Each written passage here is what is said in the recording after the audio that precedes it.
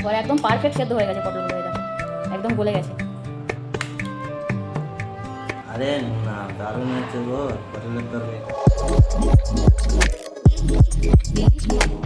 Hello friends, welcome back to my channel. এবারও নিয়ে চলে এলাম নতুন একটা ব্লগ। নতুন ব্লগে সবাইকে স্বাগত। কেমন আছো সবাই? আশা করছি সবাই ভালো আছো আর আমরাও ভালো আছি। তো সকালবেলায় উঠে চা টিফিন করে নিয়েছি আর এখন রান্নাবান্নার যোগাযন্ত্র হচ্ছে। তো আজকে স্পেশাল মেনু, আজকের মেনু হলো কলাইয়ের ডাল, পটল ভাপা, আলু সেদ্ধ, পাঁপড় ভাজা, চাটনি। তো তোমরা সঙ্গে থাকো, ভিডিওটা শেষ পর্যন্ত দেখবে। চলো দেখো আমরা কি করছি এখন। এই যে সবজি কাটছে একজন, দেশি পটল নিয়ে নিয়েছি আর পটলগুলো দেখো আমি কিভাবে ছিলে নিচ্ছি। এক অংশ রাখছি আর এক অংশ ফেলে দিচ্ছি, এভাবে সবগুলোকে ছিলে নেবো আমি। এই দেখো এইভাবে কেটে নিয়েছি। এবার দুটো মাথা আমি এইভাবে অল্প অল্প করে দুদিকে চিড়ে দেবো। তো এইভাবে আমি প্রত্যেকটা পটল কেটে নিচ্ছি, তারপর তোমাদের দেখাচ্ছি। দেখো মল থেকে কলাইয়ের ডাল কিনে এনেছিলাম, 1 মাস হয়ে গেছে, খাওয়া হয়নি। এই 1 কিলো ডাল থেকে এই দেখো আর মনে হয় 500 আছে, সব বাদ চলে গেছে। ভালো করে পোকাগুলো সব বেছেছি, পোকা লেগে গেছিলো, ধুলো ধুলো হয়ে গেছিলো। তো খুব ভালো করে বেছে ঝেড়ে এই যে দেখো কড়াইয়ে আমি নেড়ে এই যে ভেজে নিলাম। এবার আমি এটা ভেঙে রেখে দেবো। ঝেড়ে খুব গরম আছে, একটু ঠান্ডা করতে দিলাম। তারপরে এটাকে আমি নোড়া দিয়ে চেপে চেপে ভালো করে ভেঙে ভেঙে নেব। ডালটা ওনার বেশি ভাজা হয়ে গেছে, বুঝলি, লাল লাল মতন হয়ে গেছে। তাতে করে ভাঙতে খুব কষ্ট হয়, জাঁতা হলে ভালো হয়। আমার মারা করতো এইভাবে জাঁতা দিয়ে।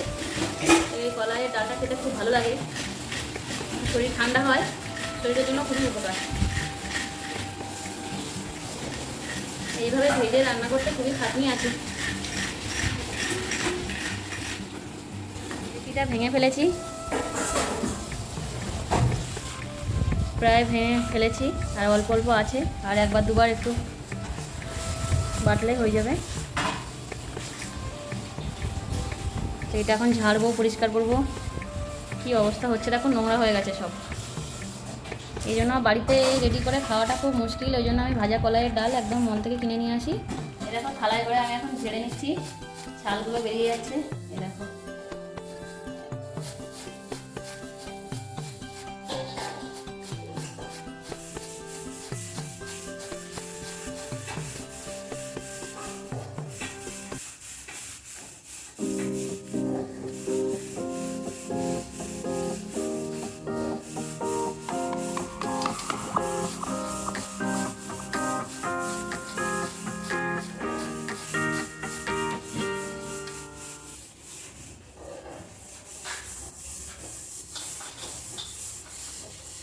দেখো বন্ধুরা, আমি কড়াইয়ে জল বসিয়ে দিয়েছি অল্প, আর এই জলে আমি পটলগুলো এখন সেদ্ধ করে নেবো। বেশি সেদ্ধ করবো না, আমি 30% মতো সেদ্ধ করবো আর বাকিটা ভাপে হবে। তো পটলগুলো খুব ভালো করে ধুয়ে পরিষ্কার করে নিয়েছি। দেখো এখন আমি জলের মধ্যে দিয়ে দেবো পটলগুলো।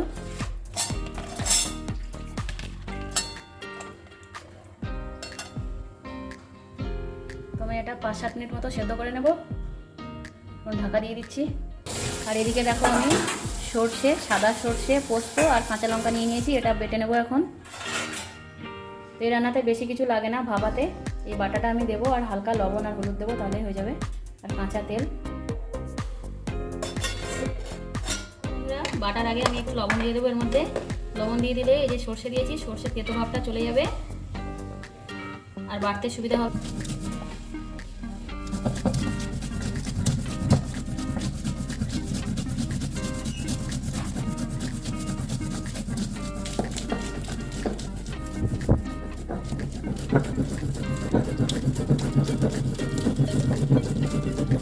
এদিকে আমার পোস্ত, সর্ষে আর কাঁচা লঙ্কা বাটা হয়ে গেছে, একটু জল দিয়ে ঝোল ঝোল করে বেটে নিয়েছি।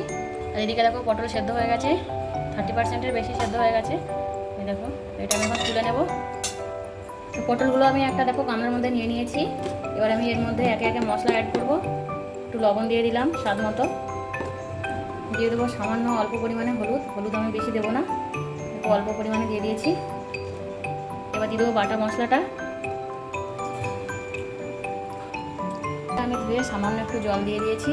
কাঁচা তেল দিয়ে দেবো, থেকে দিয়ে দেবো চেরা কাঁচা লঙ্কা। এবার আমি এটা ঢাকনা লাগিয়ে দেবো। এদিকে দেখো কড়াইয়ে জল বসিয়ে দিয়েছি, জলটা গরম হয়ে গেছে। আমি কৌটাটা জলের মধ্যে বসিয়ে দেবো।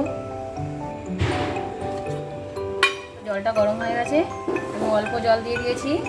ফুটলে তখন আবার ঢাকনার ভিতর দিয়ে যাতে জল না যায়, জল তোমরা অল্প করে দেবে, এভাবে বসিয়ে দেবে জলের মধ্যে। দেখো ফুটছে, ঢাকনাটা খুলে নিয়েছি। আর 5-7 মিনিট হোক, দিয়ে নামিয়ে নেব। প্রচুর কেটেছি। আর এখন সব কাজকর্ম ধোয়া মোছা সব হলো, রান্না প্রায় অর্ধেক হয়ে গেছে। পটল ভাপাটা বসিয়ে দিয়ে একটু বসলাম, খুব গরম লেগে গেছে। চলো তাহলে পরে আবার কথা হচ্ছে। এখন ওটা নামিয়ে নিই। বন্ধুরা, পটল ভাপাটা নামিয়ে নিয়েছি। এখন সন্ধ্যা পূজা দিতে চলে এসেছে ঠাকুর ঘরে। আর প্রচুর ফুল তুলে এনেছে, দেখো সবই আমাদের গাছের ফুল। প্রচুর ফুল দিচ্ছে এখন।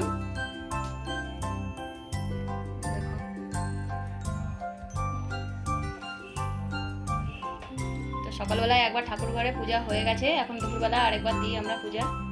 গোপাল আছে যেহেতু।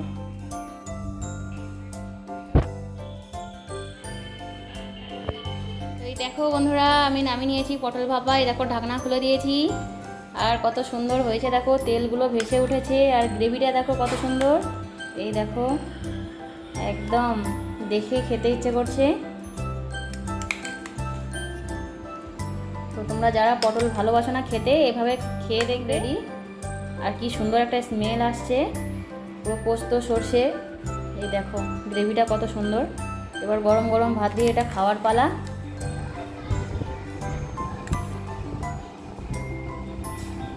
আরে না, দারুণ হয়েছে গো পটলের তরকারিটা খেতে।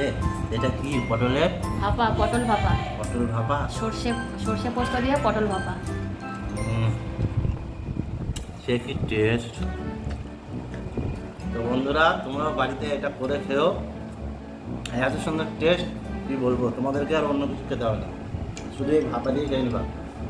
আমরা ইলিশ ভাপা খেয়েছি, কত কি ভাপা খেয়েছি, রুই ভাপা খেয়েছি, কিন্তু যেহেতু এটা নিরামিষ, সেহেতু এই পটল ভাপাটা এটা আলাদাই এমে জেনেছে। একদম। এদিকে কলাইয়ের ডাল আছে, ডাল নেবে না তুমি? বলেন আগেটা খেয়ে নি। আর পটলটাও ছিল দেশি পটল, একদম বাগানের টাটকা। বাগানের টাটকা পটল, খুব সুন্দর টেস্টটা, খুব সুন্দর হয়েছে, নতুন টাটকা।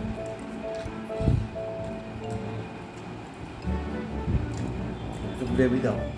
প্রত্যেক দিন আমি সবাই মিলে একসঙ্গে আমরা ভাত খাই, কিন্তু রেসিপিটা যখন নামালো দেখে আমি আর থাকতে পারলাম না, তার জন্য আমি আগে ভাত নিয়ে বসে পড়েছি। তো এখন আমি নিয়ে নিলাম কলাইয়ের ডাল। তো কলাইয়ের ডালটা খুব ভালো, তোমরা তো জানোই যে কলাইয়ের ডাল একটা শরীর ঠান্ডা করার খুব সুন্দর রেসিপি। তা কলাইয়ের ডালটা দিয়ে খুব ভালোই লাগছে ভাতটা খেতে।